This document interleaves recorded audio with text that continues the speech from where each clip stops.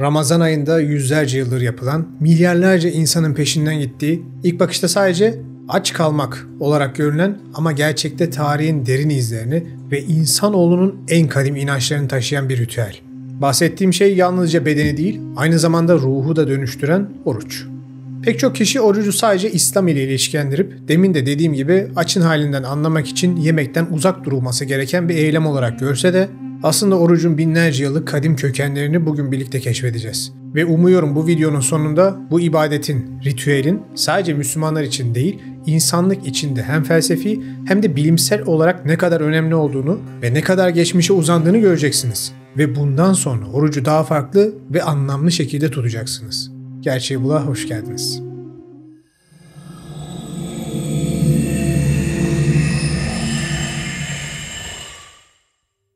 İnsanlık tarihi boyunca beslenmenin yaşamı sürdürmek kadar sembolik ve spiritüel boyutları da vardı.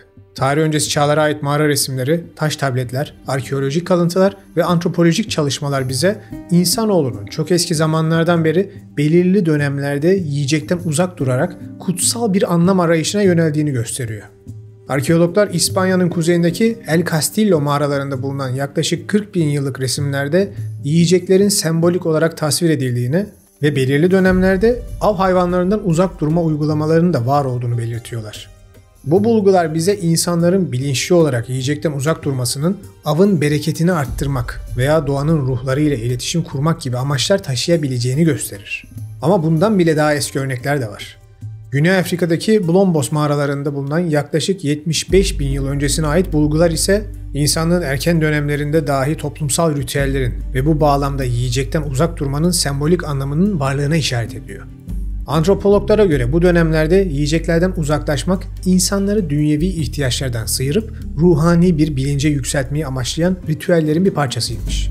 Tabii ki dönem çok eski ve doğal olarak bilgi de çok kısıtlı olduğu için daha derin çıkarımlar yapamıyoruz. Fakat ikinci insan medeniyetinin şafağında oruç hakkında karşımıza onlarca örnek çıkmaya başlıyor. Yazının icadından sonraki dönemlerde Mezopotamya, Eski Mısır ve Anadolu gibi kadim medeniyetlerde oruç ritüeli daha net ve belirgin bir hale gelir. Mezopotamya medeniyetlerinde, özellikle Sümer ve Babil dönemlerinde orucun geniş bir yeri olduğunu biliyoruz. Babil'de Akitu Festivali olarak bilinen yeni yıl törenlerinde halk, tanrıların hoşnutluğunu kazanmak ve şehirlerine bereket getirmek için belirli günlerde oruç tutarlardı. Babil tabletlerinde bu oruç günlerinin tanrılarla insanlar arasında güçlü bir bağ kurmaya yardımcı olduğu belirtilir ve ruhani bir dönem olduğu anlatılır. Eski Mısır medeniyetinde ise oruç, özellikle rahiplerin ve firavunun kendini arındırma ritüellerinin bir parçasıydı. Antik Mısır yazıtlarında firavunların tahta çıkmadan önce veya önemli dini törenlerden önce günlerce süren oruçlar tutarak bedenlerini ve ruhlarını temizledikleri anlatılır. Örneğin Edfu Tapınağı'ndaki duvar kabartmalarında firavunun oruç tutarak tanrılara yaklaştığı sembolik olarak tasvir edilmiştir. Anadolu'da ise Hititler başta olmak üzere pek çok eski medeniyet önemli günlerde veya tanrılarla iletişim kurmanın gerekli olduğu durumlarda oruç tutarlardı. Hitit tabletlerinde bulunan belgelerde kıtlık zamanlarında halkın toplu olarak oruç tutmaya yönlendirildiği ve tanrıların affını kazanmak için yiyecekten uzak durulduğu belirtilmektedir. Bu uygulama Anadolu'daki oruç anlayışının dini ve toplumsal krizlerle mücadelede manevi bir yöntem olarak kullanıldığını gösterir. Çin uygarlıklarında Taoizm ve Konfüçyüsçülük gibi öğretilerde oruç, bedeni ve zihni temizlemenin yolu olarak ele alınmıştır. Taoist metinlerde belli dönemlerde tutulan orucun insanın içindeki yaşam enerjisini, çi enerjisini güçlendirdiği ve evrenle olan bağını derinleştirdiği anlatılır. Pagan inanışlarında ise doğanın döngüleriyle uyum sağlamak için oruç tutulurdu.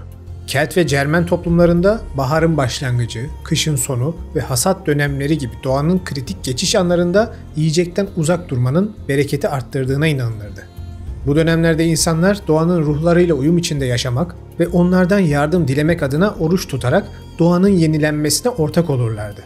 Yenilenmeye ortak olma kavramını sakın unutmayın, birazdan anlayacaksınız. Örneğin İskandinav mitolojisinde Odin'in bilgeliğe ulaşmak için günlerce yiyeceksiz kalarak kendini kurban etmesi sembolik bir oruç uygulamasını temsil eder. Bu hikayeler orucun yalnızca fiziksel açlıktan öte insan ruhunun derinliklerine inen bir içsel yolculuk olduğunu ortaya koyar. Tarih boyunca birçok kültürde var olmuş olan şamanizm, doğaüstü güçlerle iletişime geçmenin, hastalıkları iyileştirmenin ve geleceği görmenin ritüellerini içerir. Bu ritüellerin merkezinde ise sıklıkla oruç bulunur. Şamanların oruca yaklaşımı, fiziksel açlıkla bilinç durumunu değiştirmek ve ruhlar alemiyle bağlantı kurmak üzerine kuruludur. Doğu'nun manevi geleneklerinde ise oruç, derin bir içsel disiplin ve kendini geliştirme aracı olarak karşımıza çıkar. Mesela Hinduizm'de oruç, insanın bedensel arzularından sıyrılarak ruhunu evrenin enerjisiyle uyumlu hale getirmesinin sembolüdür. Bhagavad Gita gibi kutsal metinlerde oruç tutmanın kişinin içindeki ilahi varlığı uyandıracağı ve onu spiritüel bir özgürleşmeye, moksha'ya yaklaştıracağı belirtilir. Hindular için oruç manevi uyanış yolunda önemli bir adımdır ve kişiyi dünyevi bağlılıklarından kurtarıp ruhunun gerçek özüne yaklaştırır. Belki de aralarındaki en ilginci ve en katısı Jainizm'de tutulan oruçtur. Jain rahipleri ve rahibeleri ahimsa yani şiddetsizlik ilkesi gereği tüm canlılara zarar vermekten kaçınmak amacıyla sık sık oruç tutarlar ve bazen günlerce hatta haftalarca yiyecekten uzak dururlar. Ve bunu belirli bir dönemde yapmazlar. Bu artık hayatlarının bir standardı haline gelmiştir.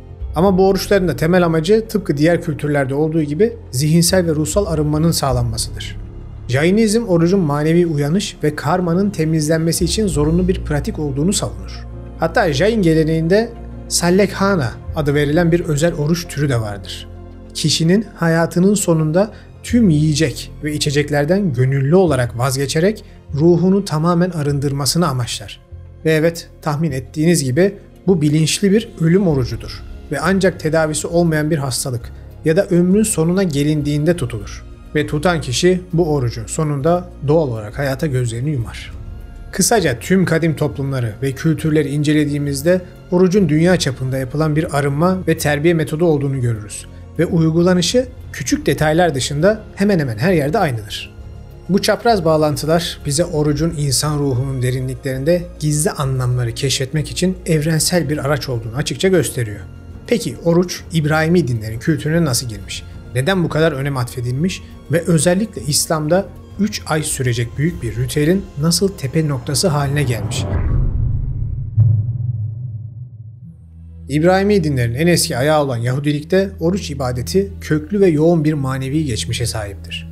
Yahudi takviminin en kutsal günü olarak kabul edilen Yom Kippur yani kefaret günü insanın Tanrı ile ilişkisini yenilemesi, günahlarından tövbe etmesi ve ruhunu arındırması için tutulan bir oruç günü olarak öne çıkar.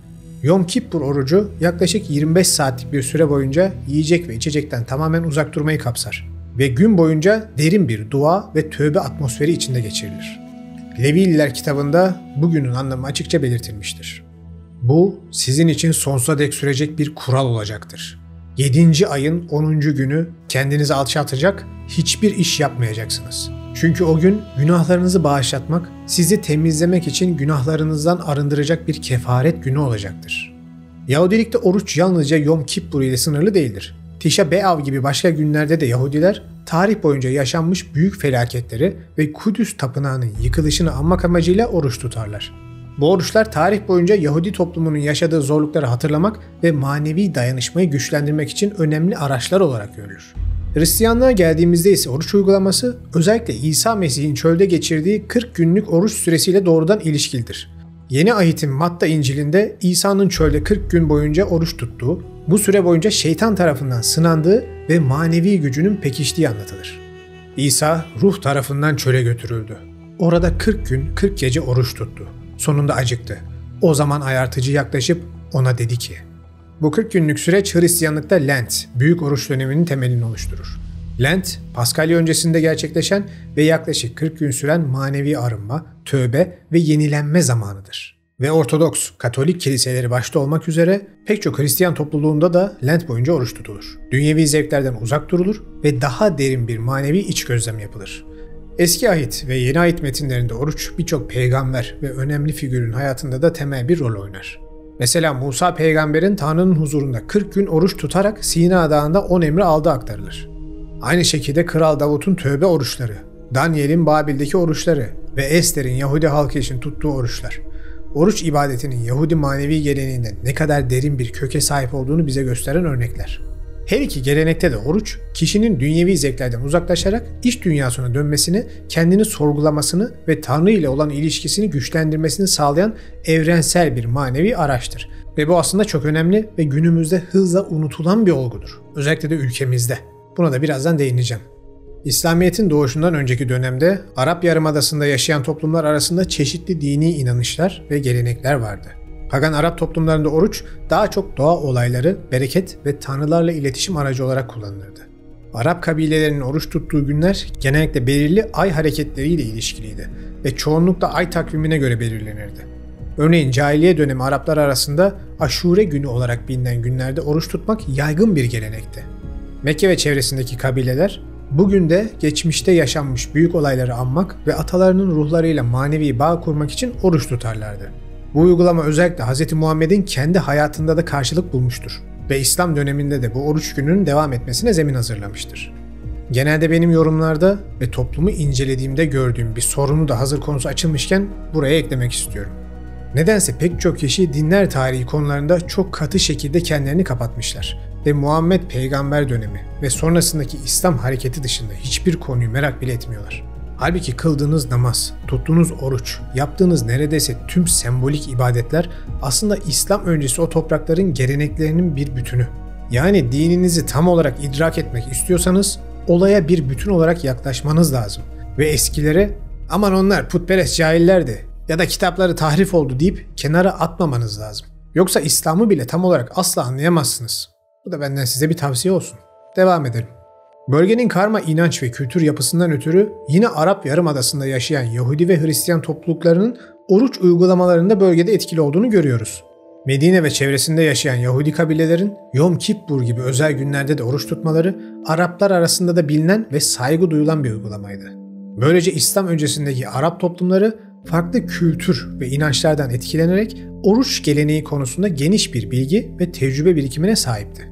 Malum Mekke o zamanlar bir dini ve ticaret merkeziydi ve pek çok kültürün harmanlandığı bir bölgeydi. İslam'ın doğuşuyla birlikte Muhammed Peygamber oruç uygulamasını dini yaşamın temel bir unsuru haline getirmiş ve ilk dönemlerde henüz Ramazan orucu farz kılınmadan önce Müslümanlar Yahudilerin de tuttuğu Aşure günü orucunu tutmaya teşvik edilmişlerdi. Muhammed Peygamber bu günün önemini şu sözlerle vurgulamıştır. Aşure günü orucunun bir önceki yılın günahlarına kefaret olmasını Allah'tan umarım. Bu Yahudilerdeki Yom Kippur yani kefaret günü adetinin Muhammed Peygamber tarafından da devam ettirildiğinin en güzel örneklerinden birisidir. Ancak hicretin 2. yılında Bakara suresinde inen ayetlerle birlikte Ramazan ayında tutulan oruç İslam'ın 5 temel şartından birisi olarak farz kılınmıştır. Ey iman edenler! Sizden öncekilere farz kılındığı gibi oruç size de farz kılındı ki takvaya eresiniz. Bu ayetle birlikte oruç eski toplumların ve semavi dinlerin ortak bir uygulaması olarak açıkça belirtilmiş ve Müslümanların manevi hayatının merkezine yerleştirilmiştir. Kur'an, oruç ibadetinin anlam ve önemini çeşitli ayetlerde vurgulamış ve özellikle Bakara suresinde orucu detaylı şekilde anlatmıştır ve bu ibadetin manevi felsefesini de dile getirmiştir. Bu ayetlerde oruç yalnızca açlığa katlanmak değil, aynı zamanda manevi bilinç, sabır ve takva duygusunu geliştirme aracı olarak da tarif edilir.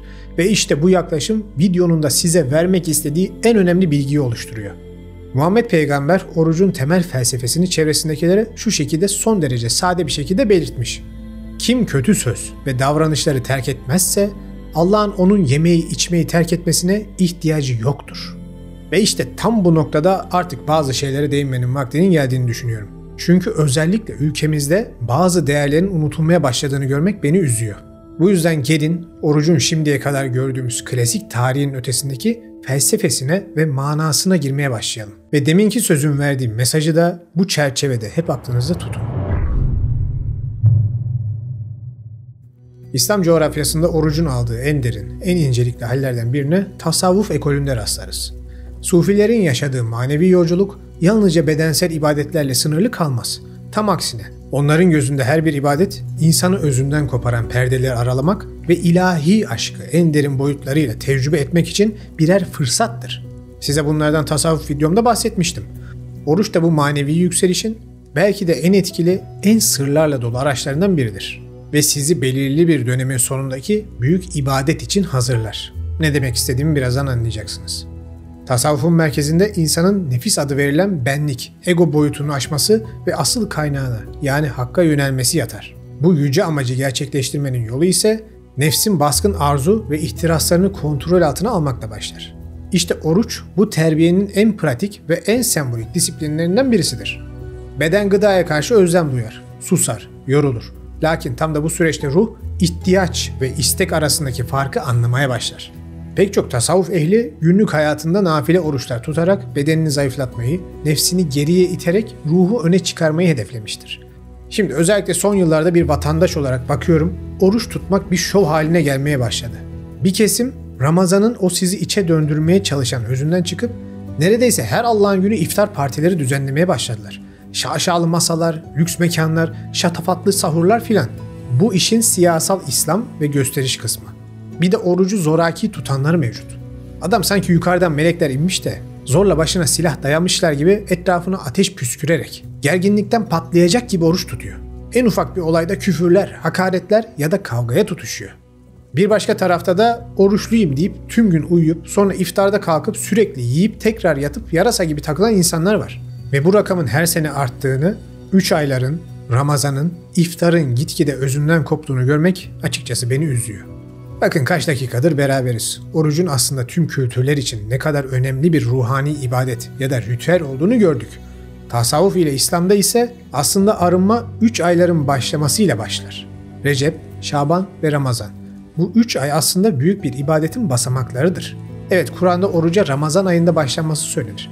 Fakat öncesindeki 2 ayda da peygamberin hayatına dikkat ederseniz ibadetin arttığını, biraz daha içe dönüldüğünü ve dünyevilikten uzaklaşmanın başladığını görürsünüz. İşte bu adım adım yoğunlaşan ve sonunda Ramazan'da oruç ile en üst seviyeye çıkan bedeni terbiye etme, ruhu güçlendirme eylemi nihayetinde Müslümanların inancında Kadir Gecesi olarak bilinen ve Kur'an'a göre 1000 aydan daha hayırlı bir güne hazırlanmak için ve hemen akabinde de hac ibadetinin yapılacağı ayların başlangıcı ile tüm arınmadan sonra kutsal topraklara gitmek üzerine kuruldur aslında.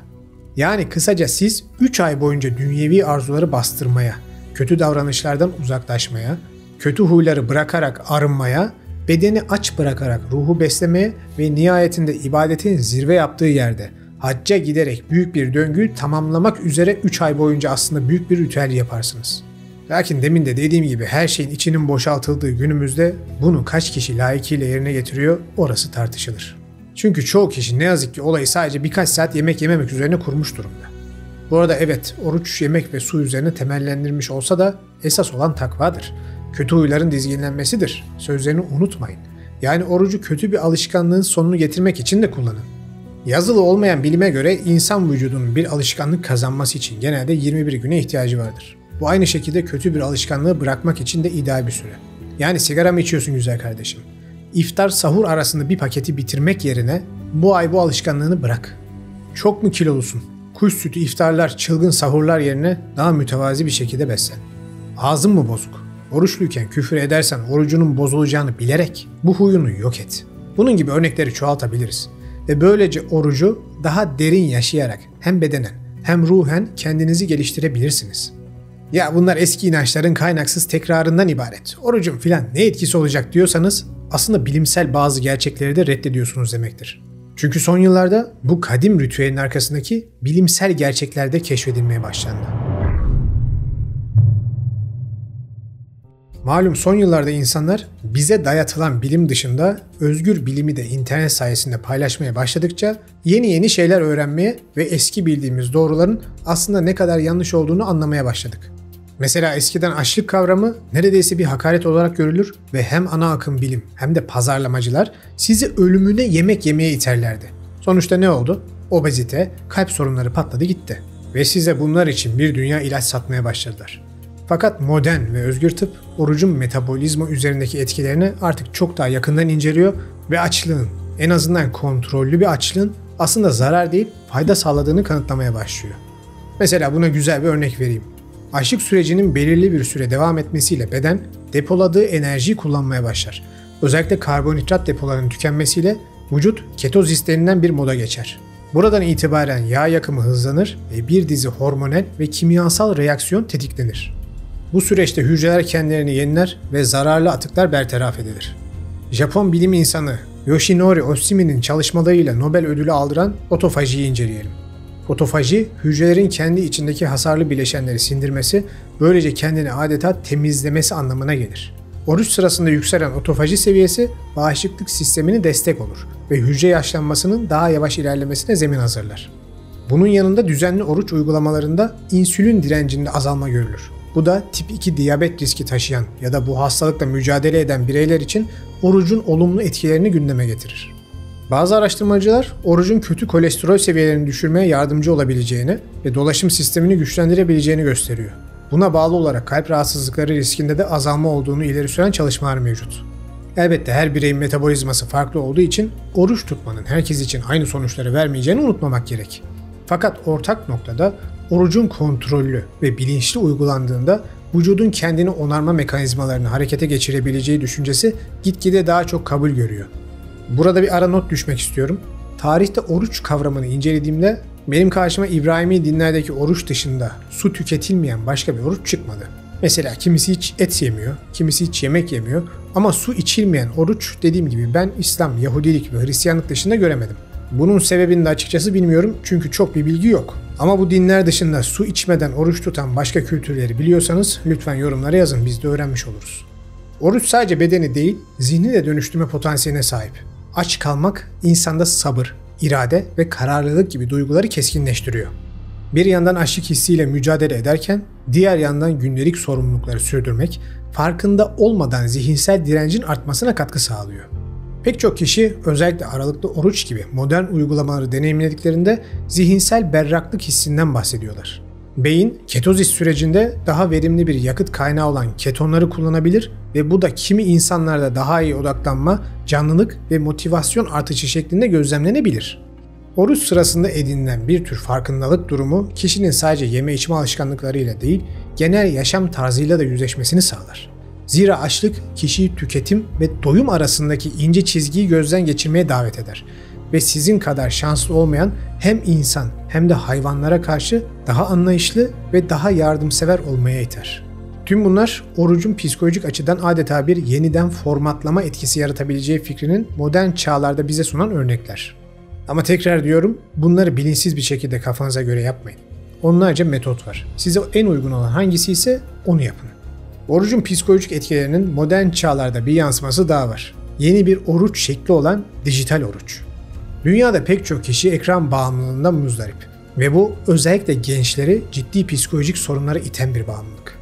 İşte binlerce yıllık oruç tutma kültüründen yola çıkan kimi uzmanlar ve rehabilitasyon merkezleri insanların bu ekran bağımlılığını ortadan kaldırmak için dijital oruç denilen hizmetleri vermeye başladılar. Bu tesislerde insanlar bütün dijital ürünlerini bırakıp belirli zaman aralıklarında kendilerini bu bağdan koparıp daha ziyade kendi içlerine ve doğaya dönerek bir çeşit oruç tutuyorlar. Ve bu sayede psikolojilerini ve bağımlılıklarını tedavi ediyorlar. Ve bu binlerce yıllık gelenek değişen insanlık ile hem özünü koruyup hem de değişerek yaşadığımız süre boyunca daha binlerce yıl bize eşlik edecek gibi gözüküyor. Kısaca oruç kavramı aslında insanlığın kendisi kadar eski ve önemli bir kavram. Ve sadece belirli bir kitleye değil, tüm insanlığa ait bir kavram. Evet, her dinde bunu bir şekilde ve bence güzel bir şekilde kültürlerinin bir parçası haline getirmişler. Ama esas ortak nokta asla değişmemiş. İster İslam'da olsun, ister Babil'de olsun, ister günümüzdeki gibi dijital şekilde olsun fark etmez. Ana amaç dünyevilikten uzaklaşıp ruhanileşmek, zihni berraklaştırmak, bedeni terbiye ederek geliştirmek ve kötü alışkanlıklardan uzaklaşmak. İşte oruç budur. Sizin kendi niyetinizle olan, kendi isteğiniz ile daha iyi bir kişi olmak için yaptığınız bir ibadet veya ritüeldir. Bu yüzden her akşam bir sonraki gün için oruç tutmaya niyet ederek yatarsınız. Yani sizin özgür iradenizle aldığınız bir karardır. O yüzden oruç tuttum diye bugün çok sinirliyim ya da oruç tutmayanlara karşı tavırlıyım tarzında hareketler cidden çok boş hareketler. Bunun sizin bireysel tercihiniz olduğunu unutmayın. Umarım insanlar ister Müslüman olsun, ister başka dinde fark etmez, orucun felsefesini daha iyi anlayarak onu sadece birkaç saat aç kalmak ile ilişkilendirip içini boşaltmazlar. Umarım bu yaklaşımı daha iyi öğrenip bunu kötü huylarından arınıp daha iyi bir insan olmak için kullanırlar. Benim kişisel temennim bu yönde. Ama gidişat nedense uçlara doğru oluyor. Ne diyelim? Nihayetinde bu bireysel bir yolculuk. Kimseyi değiştirme gücümüz veya hakkımız yok. Umarım bugün verdiğim bilgiler size faydalı olur ve yolculuğunuzda ufak da olsa size bir bakış açısı katar. Siz de lütfen bu ve bunun gibi videoları çevrenizde paylaşın. İnsanlar da merak edip ya bu oruç neymiş, cidden böyle miymiş, ben de bir bakayım desinler. Ve hakikati en azından kendileri görsünler. İşte o zaman bir şeyler değişmeye başlar ve bu kıymetli kavramlar hak ettikleri değeri daha çok görürler. Tekrardan hepinize iyi Ramazanlar dilerim. Yolculuğumda bana eşlik etmek için videoları beğenip kanala abone olmayı lütfen unutmayın. Bir sonraki videoda görüşmek üzere, kendinize iyi bakın.